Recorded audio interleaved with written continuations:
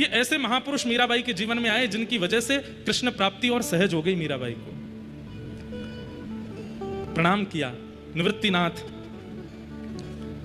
मीराबाई अपलक नेत्रों से उनकी ओर देख रही है, निवृत्तिनाथ उनके ऊपर भी ऐसे हाथ फेर रहे। अरे छोटी लाली बड़ी प्यारी है। मीराबाई छूटते ही पूछती हैं, मेरा एक प्रश्न है। निवृत्तिनाथ जी बोलते हैं, बोलो। बोले, जोशी जी हमारे यहां आते हैं, वो कथा में कहते हैं कि ठाकुर जी तो सब जगह विराजमान है। खम वायु अग्निम सलिलम महिम च ज्योतिम से सत्वान दृशो द्रुमादीन सरित समुद्राम शहरे शरीरम यत्किंच भूतम प्रणमेत अनन्यम। सब जगह जब परमात्मा है तो फिर दादाजी हमको तीर्थ यात्रा कराने के लिए ठाकुर जी क्यों लेके जा रहे हैं? हमको उनके दर्शन के लिए तीर्थ क्यों जाना पड़ता है?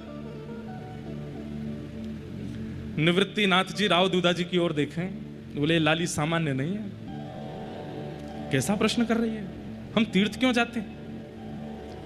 निवृत्तिनाथ जी बोले, लाली तीर्थ इसलिए जाया जाता है कि हमारे चित्त में जो भक्ति है, हमारे चित्त में जो भाव है, वो स्थिर ना रहे, उसमें और वर्धन हो, और उस वर्धन के लिए कई बार तीर्थ जाना होता है।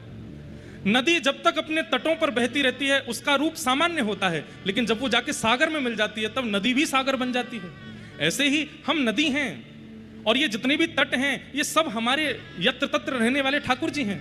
पर तीर्थ जो है ये साक्षात समुद्र है। जब हम नदी रूपी जीवात्मा उस सागर रूपी तीर्थ के पास जाते हैं तो हम भी सागर बन जाते हैं, इसलिए तीर्थ जाना होता है।